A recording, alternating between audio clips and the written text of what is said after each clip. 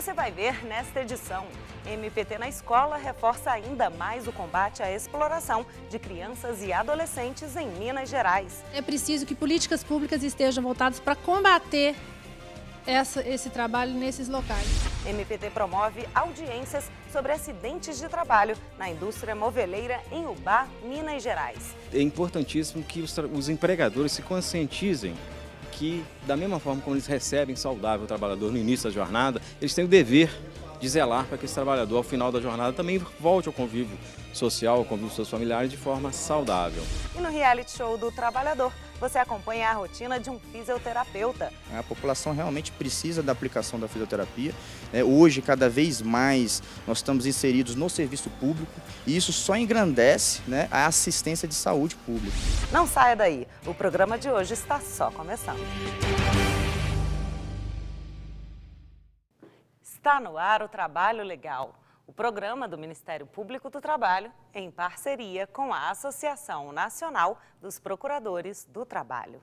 É cada vez mais comum ver empresas investindo nos funcionários. Dados do Sebrae revelam que firmas que capacitam seus profissionais têm muitos benefícios, entre eles diminuição de custos e maior produtividade.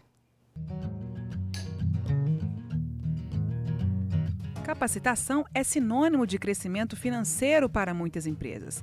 Algumas delas apostam em treinamentos internos como forma de melhorar a qualidade do serviço ou do produto que será oferecido ao cliente. Este supermercado está em funcionamento há 5 anos e há 3 procura aprimorar, por meio dos treinamentos, a excelência no atendimento em todos os setores da loja. O que fez a gente procurar um treinamento para os nossos funcionários foi crítica que recebemos dos nossos clientes há uns meses atrás, e através disso a gente procurou uma alternativa para poder solucionar o quanto antes. A partir disso a gente procurou uma empresa, um profissional qualificado que pudesse dar esse treinamento e melhorasse esses gargalos que estava tendo na empresa. A Elisângela também fez parte do processo de implantação de treinamentos na loja e se sente motivada com a iniciativa da empresa. Sem o treinamento eu era mais fechada, eu não era comunicativa. Eu trabalhava só aquele foco e acabou. Agora com o treinamento eu sou mais motivada, eu corro mais atrás dos meus objetivos e nisso vai gerando uma satisfação minha e o meu cliente, e ele sai satisfeito. É motivacional para o funcionário ver que ele está sendo reconhecido com o treinamento para ele, para a gente e para os nossos chefes também. Eu estou aqui com o Tairônio, que é gerente dessa loja há 6 meses e há exatos 6 meses ele recebe o treinamento aqui da loja. Então, Tairônio, me conta um pouco sobre as mudanças depois do treinamento, o que você acha que mudou no seu atendimento, você como profissional e como pessoa?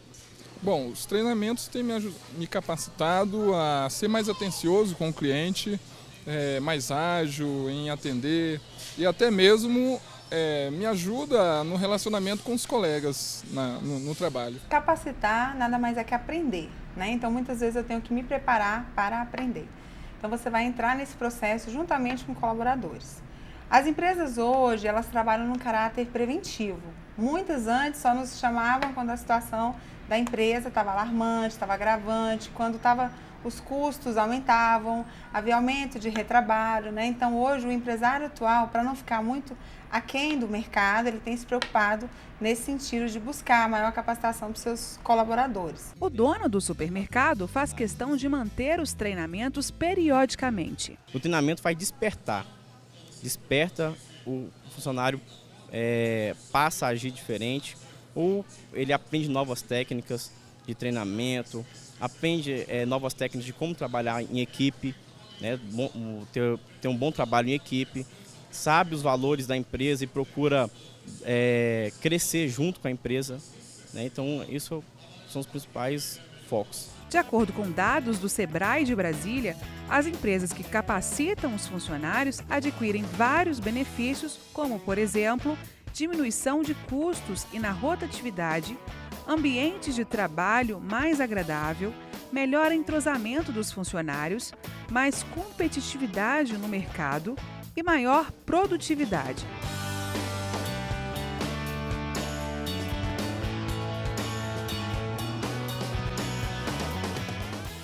O projeto MPT na Escola, criado para conscientizar professores e estudantes sobre os malefícios do trabalho infantil, alcança a cada dia mais municípios. Em Minas Gerais, por exemplo, além das capacitações, o programa está entregando laboratórios de informática a escolas do interior do estado. 50 salas de inclusão digital já estão em funcionamento e vão reforçar ainda mais o combate à exploração de crianças e adolescentes.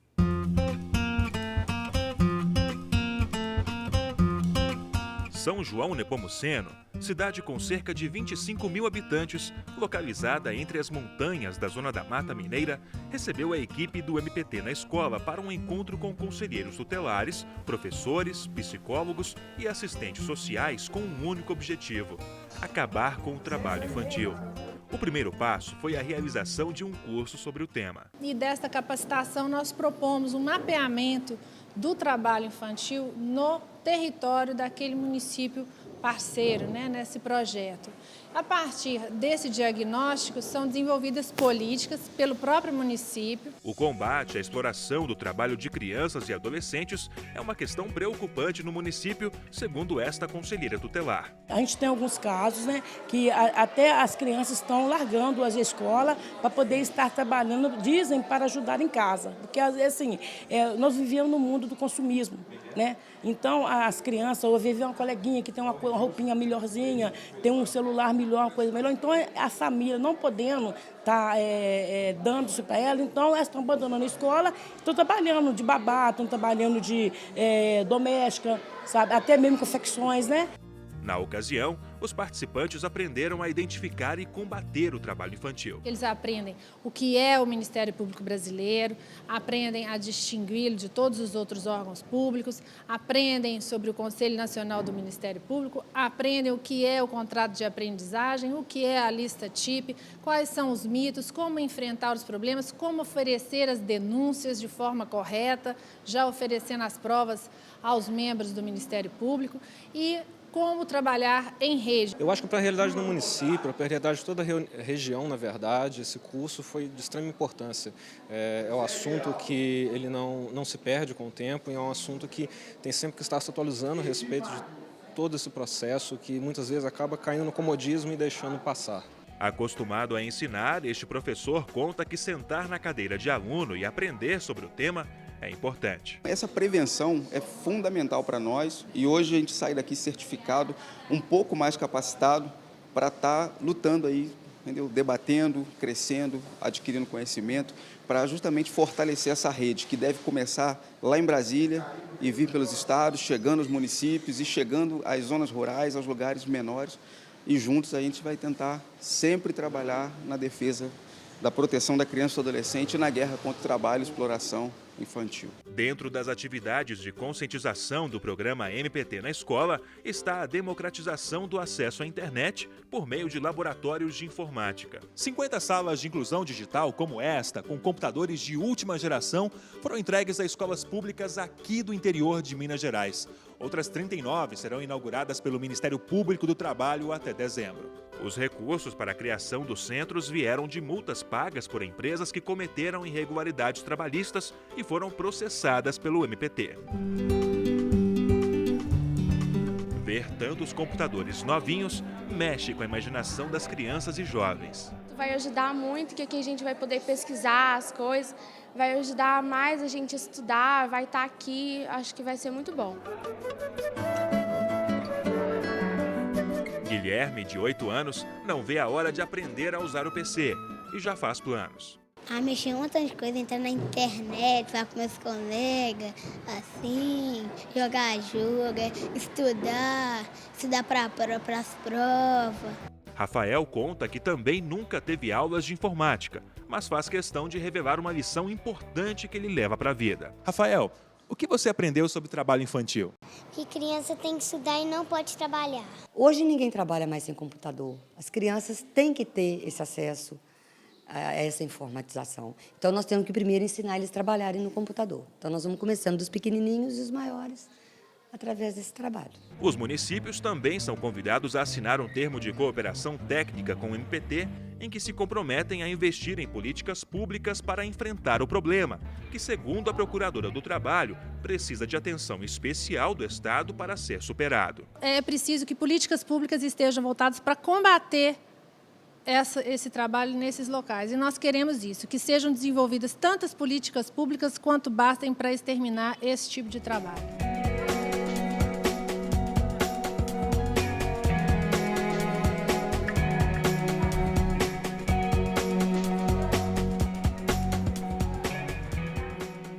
MPT promove audiência sobre setor moveleiro em Ubá, Minas Gerais.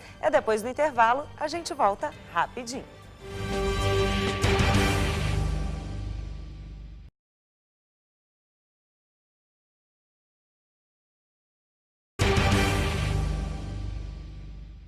MPT realizou audiência pública na cidade de Ubá, em Minas Gerais, para tratar de acidentes de trabalho e das relações trabalhistas na indústria moveleira da cidade e região. A reportagem é de Rafael Silva.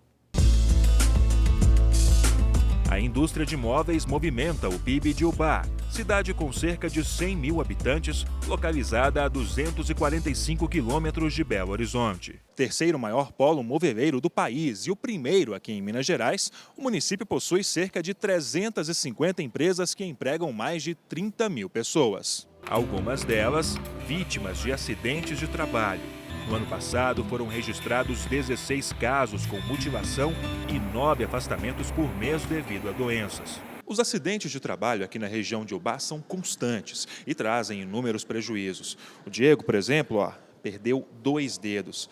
E como ocorreu esse acidente, Diego? Olha, eu entrei na fábrica num período assim, muito corrido, que é o período do fim do ano. Eu entrei lá com 2 semanas e eu fui e acidentei. Me colocaram numa máquina, não me ensinaram nada como funcionava, não me deram nenhum treinamento, nada. Você usava equipamentos de proteção? Nada, não me entregaram nada, não me passaram nada. E a sua vida hoje, como está? Olha, está um pouco complicado. No momento eu estou desempregado, tentei entrar no mercado de trabalho de novo, no setor moveleiro, mas não... O pessoal, assim, tem um pouco de preconceito, fica difícil. Eu deixo o currículo, faço a entrevista, mas na hora que eles veem que eu já sofri um acidente de trabalho, eles ficam, assim, eles não contratam mesmo. Lucas, de 19 anos, também perdeu 2 dedos e 30% dos movimentos da mão e do braço esquerdo. Não posso fazer muita força com o meu outro braço, porque eu não aguento, não suportaria muito peso. E tenho certas dificuldades, eu não consigo pegar um copo normal, como todo mundo pega. Eu também não consigo amarrar um cadarço, um tênis, é difícil, é complicado, eu demorei para aprender para fazer isso. Tem muitas outras coisas também. Antônio, que além de ter os dedos mutilados e reimplantados, perdeu o movimento de uma das mãos. Eu não sou mais que a pessoa que era mais de jeito nenhum, eu fiquei, principalmente, que trauma do acidente. O Valdevino tem 48 anos e dedicou metade da vida ao setor moveleiro aqui de Ubá. Desempregado, ele enfrenta dificuldades para retornar ao mercado de trabalho. Por quê? Por causa do acidente, foi lesado e o preconceito. E passando a idade também, entendeu? E agora fica um pouco difícil, né? Porque as empresas olham pela lesão do dedo e falam que vai mandar chamar e não chama nada. O Ministério Público do Trabalho tem fiscalizado a região junto com o Ministério do Trabalho e Emprego. Os órgãos também agem de forma pedagógica, abrindo diálogo entre empregados, representantes dos trabalhadores e patrões. A primeira audiência coletiva ouviu vítimas, sindicatos, profissionais da área de medicina do trabalho, além de membros da sociedade. O que mais chama atenção na questão das empresas de Ubá é a falta de segurança em máquinas, juntamente com a questão da repetitividade e sobrecarga com o segmento que tem a predominância de mulheres. É importantíssimo que os empregadores se conscientizem que, da mesma forma como eles recebem saudável o trabalhador no início da jornada, eles têm o dever de zelar para que esse trabalhador, ao final da jornada, também volte ao convívio social, ao convívio com seus familiares de forma saudável. E isso aí envolve tudo, né? Envolve desde o dever que eles têm de cumprir as normas de segurança, medicina e higiene do trabalho, ao dever de zelar por um meio ambiente de trabalho saudável, ao dever de treinar adequadamente o trabalhador para que ele possa efetivamente, com conhecimento, exercer suas atividades. E eu acredito que nós, com uma visão dessa assim, global, nós vamos conseguir um meio ambiente de trabalho saudável que minimize esses acidentes e façam com que todos saiam dignamente ganhando nessas condições. Ou seja, um meio ambiente de trabalho traz dignidade não só ao trabalhador, mas também uma maior produtividade para o próprio empregador. Tivemos um verdadeiro feedback, né, dessas pessoas acidentadas, de como que os órgãos públicos respondem, né, a essas pessoas acidentadas. E com isso nós também nos preparamos para dar outros passos mais adiante, que é justamente reforçar, né, a obrigação das empresas em cumprir a cota da pessoa com deficiência. No segundo encontro, o MPT discutiu os impactos dos acidentes e apresentou um diagnóstico de saúde, segurança e relações de trabalho a 593 empresários. O médico do trabalho, Antônio Ribeiro, apresentou os principais problemas encontrados. Infelizmente, essas irregularidades são muitas. Os principais pontos seriam as condições higiênico-sanitárias,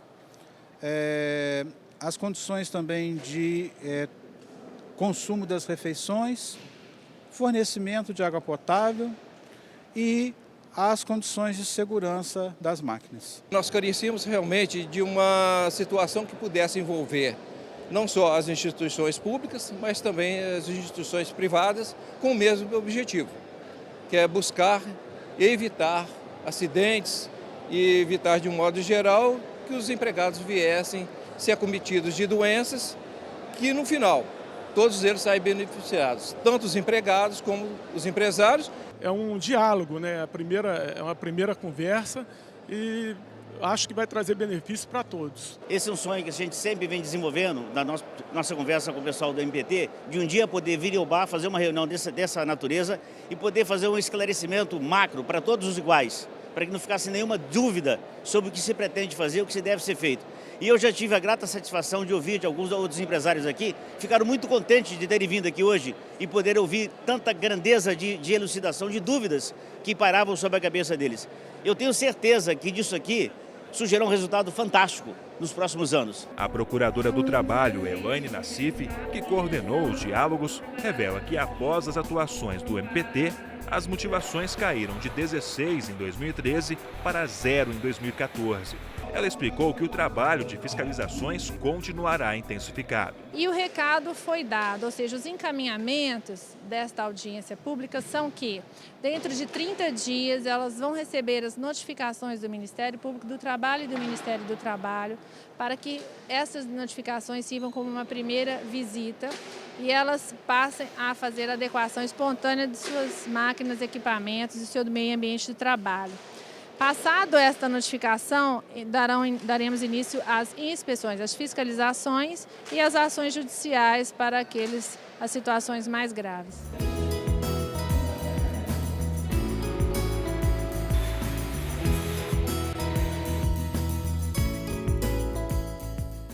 Agora vamos ao quadro Recado para o Chefe, o lugar certo para funcionários falarem o que pensam sobre os patrões. Dá só uma olhada.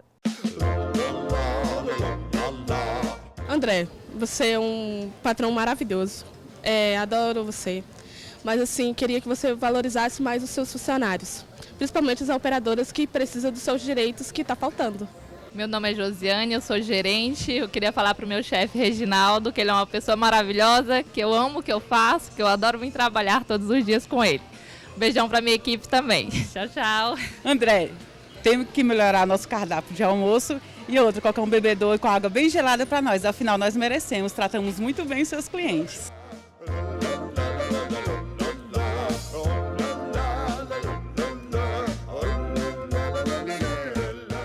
Ainda nesta edição, tem o reality show do Trabalhador com o fisioterapeuta. Vale a pena conferir, a gente volta já.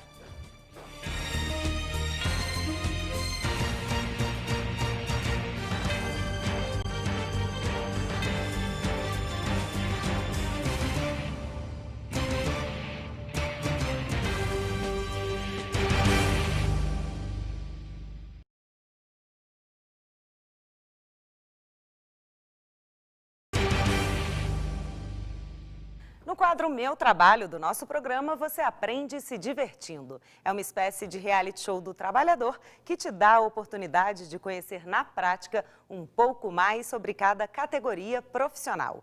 Hoje você vai acompanhar de perto a rotina de um fisioterapeuta. A profissão é regulamentada pelo Decreto-Lei 938 de 1969. Roda a vinheta.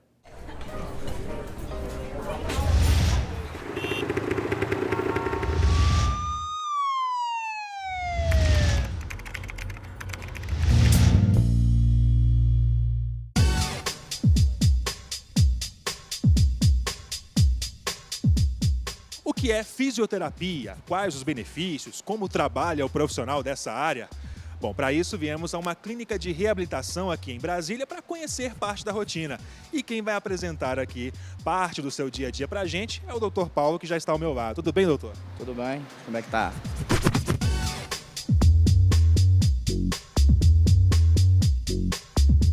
Para começar, eu queria que o senhor definisse o que é fisioterapia. Fisioterapia, na verdade, é uma terapia que utiliza da atividade física como fonte de recurso, ou recurso terapêutico.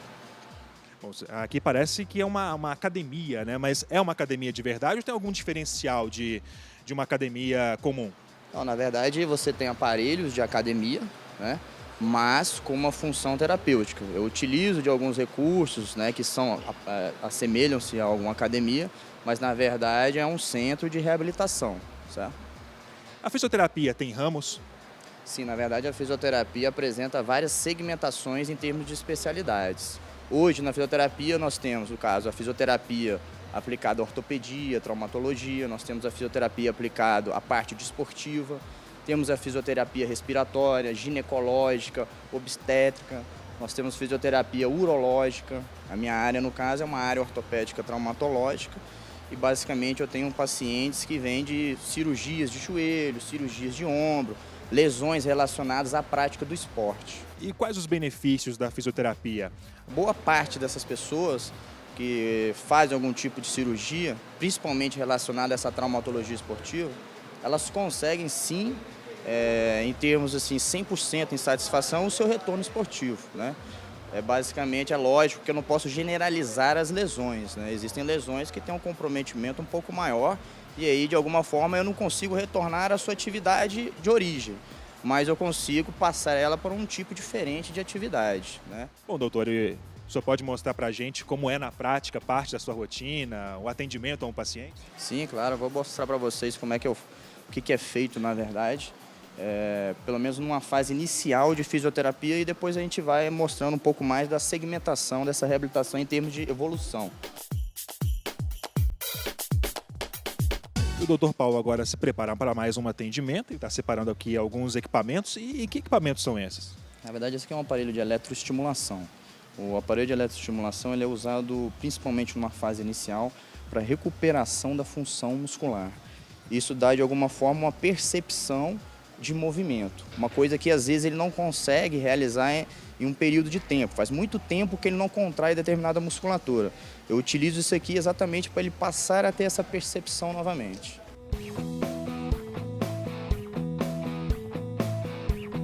O paciente sente alguma coisa? Sente. Ele sente, na verdade, como se fosse um grande choque. Eu tenho até que seguir um processo de adaptação a esse choque, porque tem pacientes que não suportam esse choque. Esse é um tipo de contração consecutiva, é uma contração diferente, eu posso trabalhar vários tipos de contração, esse tipo de eletroestimulação. São choques contínuos, né?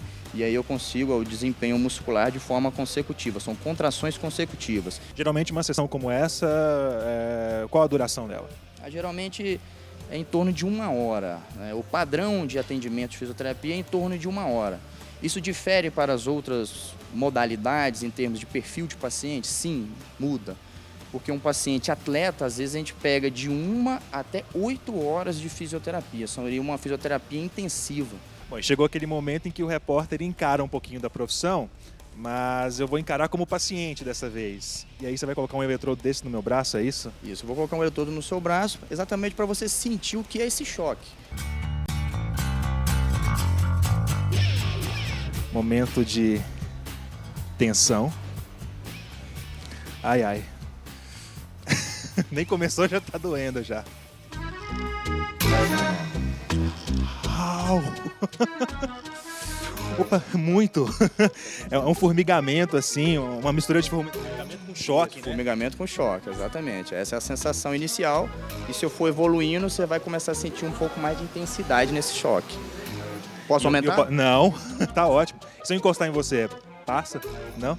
Tranquilo? Não tem problema nenhum, né? Pode até botar o pé na água. Não tem risco? Não tem risco nenhum, não tem risco nenhum. Ok, tá bom, vamos parar porque... Ufa! Falando um pouco da profissão, o que é preciso para ser um fisioterapeuta? Em termos de formação, hoje nós temos o curso de fisioterapia, né? Que é um curso que, em média, é entre 4 a 5 anos.